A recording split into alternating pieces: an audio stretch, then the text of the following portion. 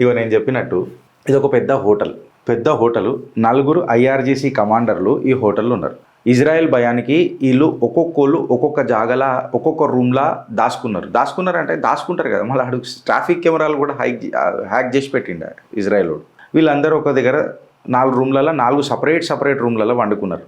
Agar ఉందామని చెప్పి అట్లా రిసెప్షన్ దగ్గర రాసిన తర్వాత ఏం చేసిరు, 4 రూమ్లు తీసుకున్నాక కూడా వచ్చి ఒకటే రూమ్లో వండుకున్నారు. ఎందుకైనా మంచిదిరా నాయన, మనం 4 రూమ్లలో ఉన్నాము అంటే 4 దగ్గర కొడతారు కదా, అట్లీస్ట్ 3 అన్న అట్లా కాదురా భయ్, ఆడు ఒక్క రూమ్ హ్యాక్ అయినా అందులో కొట్టిండు అనుకో, మన అందరికీ ఒకటి దగ్గర వండుకుందాం, ఆడి డౌట్ పడాడు అని చెప్పి కూర్చొని ఉన్నారు. 15 రూములు బుక్ చేసిండ్రు. 15 రూములు బుక్ చేసి అందులో ఒక్క రూమ్లో వండుకున్నారు. జస్ట్ మీరు ఇమాజిన్ చేయరి, ఉన్నారు ఎంతమంది కమాండర్స్ ఫ్రెండ్స్? 4. ఎన్ని రూమ్లు బుక్ చేసిర్రు? 15. పండుకున్నారు ఎంత లాస్ట్కి? ఒకటే దాంట్లో వండుకున్నారు, ఒకటే దాంట్లో తిన్నారు, ఒకటే దాంట్లో ఎరిగినరు. ఎవరినెవరు ఎట్లా ఏం చూసుకున్నారో మనకు తెలియదు, కానీ బరాలైతే వాళ్ళు చూసుకున్నారా లేకపోతే లేదా మనకు అది కూడా తెలియదు, కానీ ఒకటే రూమ్లో ఉన్నారు. హోటల్ సెక్యూరిటీ కెమెరాలు కూడా కంప్లీట్గా డిజేబుల్ చేసి పెట్టారు. అయినా ఒక చిన్నపాటు మెజైల్ వచ్చింది, పల్ మన కొట్టింది, పోయింది. బిల్డింగ్కి గింత క్రాక్ పడలేదురా అయ్యా, బిల్డింగ్కి గింత క్రాక్ పడలేదు.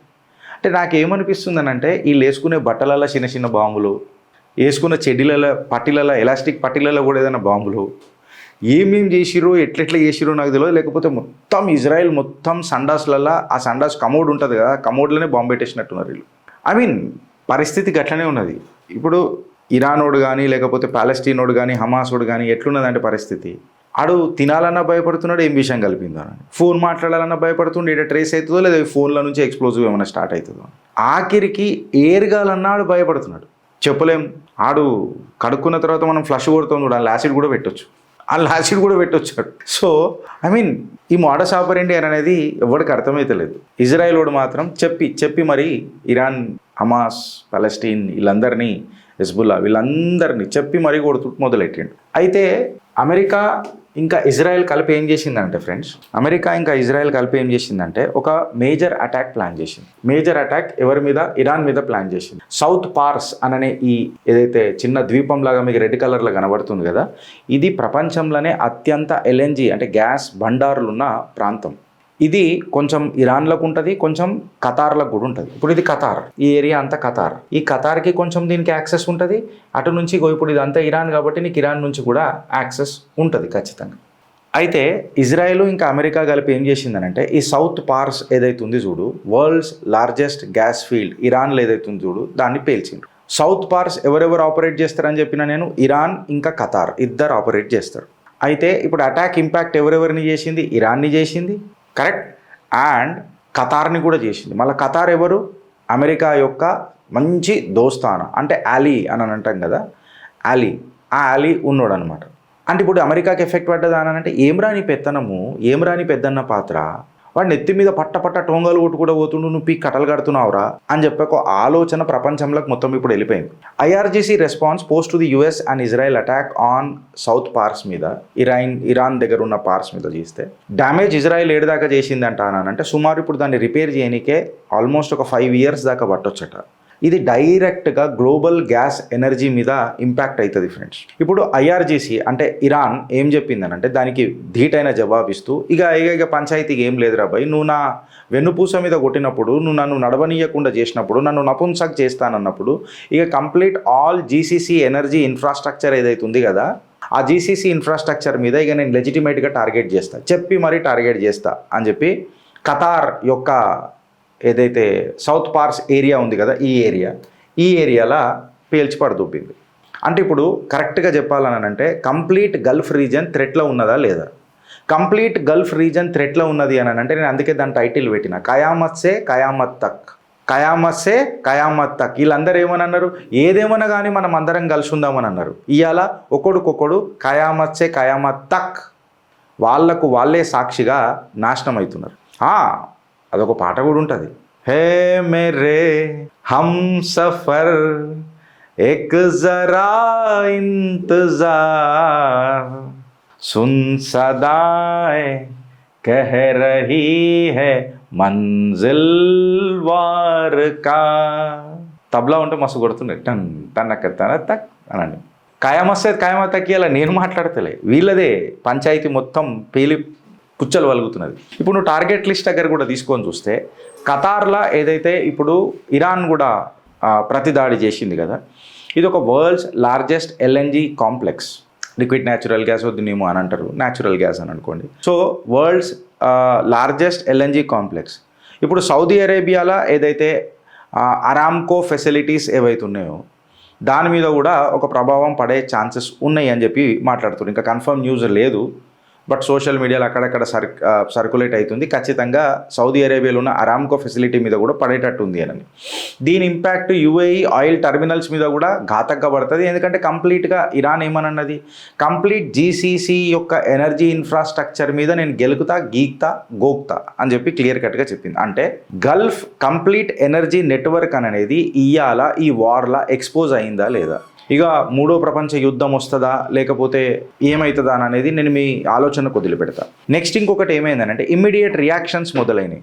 సౌదీ అరామ్కోలా కంప్లీట్గా వర్కర్స్ అదైతే రిఫైనరీ ఉండే కదా మన యాన్బూ రిఫైనరీ అనుకుంటా, యాన్బూ రిఫైనరీని కంప్లీట్గా వర్కర్స్ అందరినీ ఎవాక్యుయేట్ చేసే ప్రక్రియ మొదలెట్టేసిండ్రు. ఎవరు? Saudi Arabia.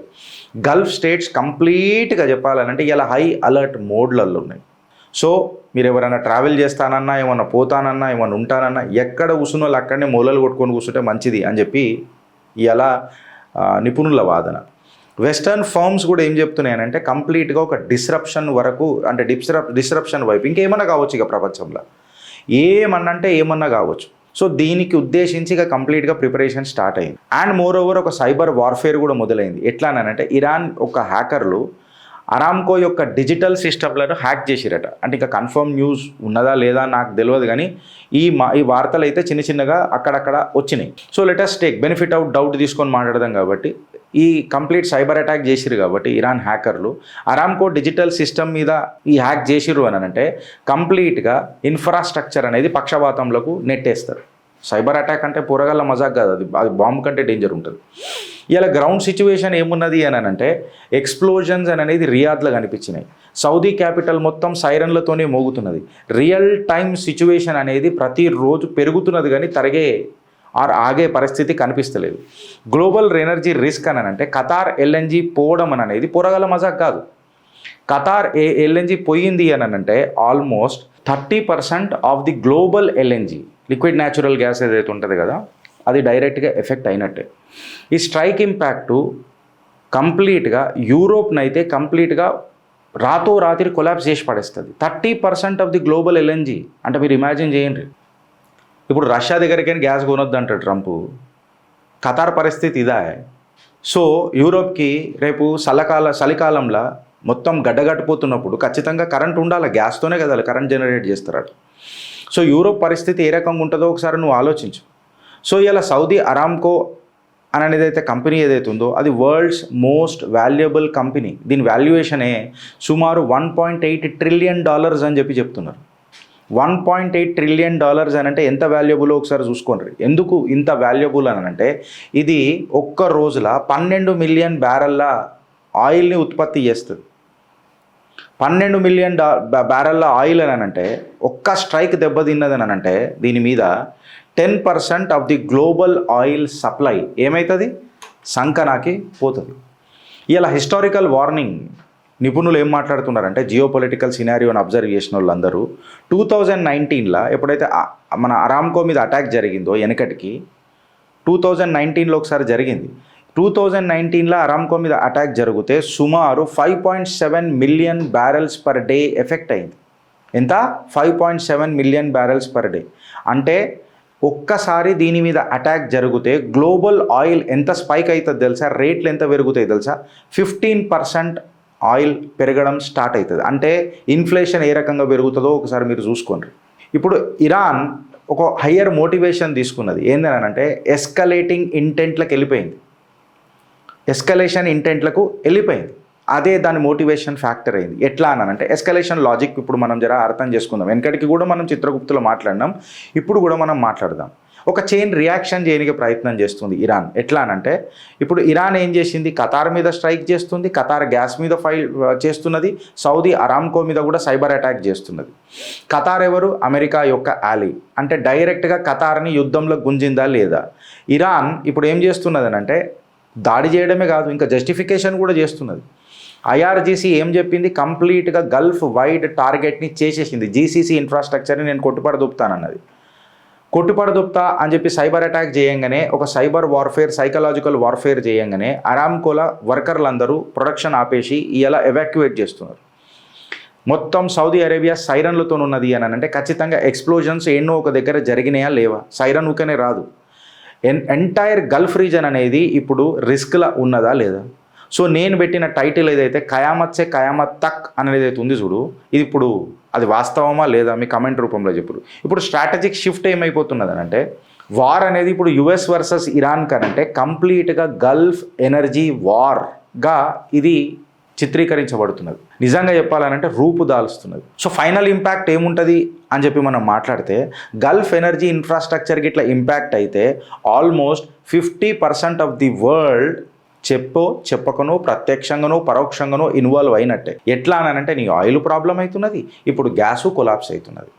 నీ ఆయిల్ వాయ్, నీ గ్యాస్ వాయ్. సో నీకేమవుతుంది, గ్లోబల్ ఎకనామిక్ డీస్టెబిలైజేషన్ అవుతుందా కాదా, హస్తగతం అవుతుందా కాదా? ప్రపంచం యొక్క ఆర్థిక వ్యవస్థనే హస్తగతం అవుతుంది. సో ఇప్పుడు ఇది కేవలం ఒక గల్ఫ్ ఏమంటారు ఇరాన్, ఇజ్రాయెల్ అండ్ అమెరికాకు సంబంధించింది కాదు. ఇది ఒక రీజనల్ కాన్ఫ్లిక్ట్ అనుకుంటున్నాం మేము. అబ్సల్యూట్గా ఇది రీజనల్ కాన్ఫ్లిక్ట్ కాదు. ఇది కంప్లీట్గా ప్రపంచం యొక్క ఎనర్జీ బ్యాక్బోన్ ఉంది చూడు, వెన్నుపూసు ఉన్నది చూడు, దానికి డైరెక్ట్గా ఒక థ్రెట్ లాంచ్ అయ్యింది ఫ్రెండ్స్. డైరెక్ట్గా ఒక థ్రెట్ లాంచ్ అయ్యింది. ఇది ఈడి కాగలే. ప్రాబ్లం ఏంటనంటే అమెరికా ఏదైతే అంటది చూడు, ఇదే F-35 మన కేరళ ఎయిర్పోర్ట్లో మనం దాన్ని జంక్షన్ జామ్ చేసి పెట్టినాం. ఇరాన్ కంప్లీట్ ప్రపంచాన్ని షాక్ చేసేసింది. ఏమని షాక్ చేసేసిందనంటే అమెరికన్ F-35 ఏదైతే ఉంది కదా, అది ఒక్కొక్కటి ఎంత ఉంటుంది తెలుసా? $83 మిలియన్. $83 మిలియన్ స్టెల్త్ ఫైటర్ అని చెప్పి ఏదైతే అమెరికా చెప్పుకొని పోకడని అంటదో, అడ్వాన్స్డ్ ఫైటర్ జెట్ అని అంటదో, దాన్ని పేల్చిపడుతూపింది ఫైటర్ జెట్ని. ఒక్కటి కాదు, రెండు కాదు, ఇప్పటిదాకా సుమారు 16 US మిలిటరీ ఎయిర్ క్రాఫ్ట్లను డిస్ట్రాయ్ చేసిందని చెప్తున్నారు. అదే కాకుండా 10 రీపర్ డ్రోన్స్లను కూడా పేల్చిపడదొబ్బిందని చెప్తున్నారు. ఇది బ్లూంబర్గ్లో వచ్చిన కథనం, గిరీష్ గారి మాట కాదు, బ్లూంబర్గ్లో వచ్చిన కథనం. ఇవాళ సెంట్కామ్ ఏమని కన్ఫర్మ్ చేస్తుందనంటే F-35 5th generation fighter jet ఏదైతే ఉందో దాన్ని పేల్చేసిండ్రు. సో ఇవాళ అమెరికా పోకడ ఏడున్నది అని చెప్పి నేను మాట్లాడుతున్నా. ఎప్పుడైతే నువ్వు రాఫేళ్లు కొట్టినా అని చెప్పి ఒక్క సబూత్ కూడా చూపెట్టలే కదా. నేను క్లియర్ కట్గా టార్గెట్ చేసిన వీడియో కూడా నా దగ్గర ఉండే, కమ్యూనిటీ గైడ్ లైన్స్ ఉంటాయి కాబట్టి నేను దాన్ని పెట్టలే ఫ్రెండ్స్, అది నేను చూపెట్టలేను. F-35 అమెరికన్ టెక్నాలజీ ఏడదాకుందో ఇది చూడుండ్రి. టార్గెట్ చేసి మరి ఈ వీడియో కొట్టిండ్రు, మీకు సోషల్ మీడియాలలో కూడా మొత్తం దొరికిపోతుంది. ఇవాళ వార్ అనేది కేవలం ఇప్పుడు ఇరాన్, ఇజ్రాయెల్, యునైటెడ్ స్టేట్స్ అని అనుకుంటారేమో, అందులో ఇరాన్ బాగా సఫర్ అవుతుందని అనుకుంటారేమో. ఇరాన్ కంటే ఎక్కువ నిజంగా చెప్పాలంటే పెద్దన్న పాత్ర పోషిస్తున్న ట్రంప్కి కంపులేస్తున్నది అమెరికా. ఇరాన్ ఎట్లనో లాస్ అవుతుంది, అందులో డౌటే లేదు. బట్ పెద్దన్నను కొడుతున్నాడు అని అంటే అమెరికా యొక్క టెక్నాలజీ ఎంత వేస్ట్ ఉన్నది అని చెప్పి ఇలా ప్రపంచం చూస్తున్నారు. నీ రాఫేల్ ఒక్కటి కూడా ఇంతవరకు ఒక పిక్చర్ బయటికి పెట్టలేకపోయింది నా ఇద్దరు Pakistan are America. But F-35 వీడియోలు బయటకు వచ్చినాయి కొట్టేది. ఐఆర్జీసీ క్లియర్ కట్గా క్లెయిమ్ చెప్తుంది, కొట్టి పడేసినాం, వి హావ్ షాట్ డౌన్ అని చెప్తున్నారు. So a fighter jet worth of 750 crores or equivalent to $83 million. America's most advance fighter jet ఇవాళ ఏం పరిస్థితులలో ఉన్నది అని అంటే కంప్లీట్ వల్నరబుల్ పొజిషన్లో ఉన్నది. ఇంకా అమెరికా వెపన్స్ మీద డిపెండ్ అవ్వడు ప్రపంచం ఆర్ భారత్ అని అనేది ఏ రకంగా ఉన్నదో ఒకసారి మీరు చూడండి ఫ్రెండ్స్. సో మళ్ళీ ఇది ఇలా రీజనల్ కాన్ఫ్లిక్టా లేకపోతే కంప్లీట్గా వరల్డ్ గ్లోబల్ క్రైసిస్ వైపు ఇది దారితీస్తుందా? మీ కమెంట్ రూపంలో జర చెప్పుర్రి ఫ్రెండ్స్. భారత్ మాతాకి జై.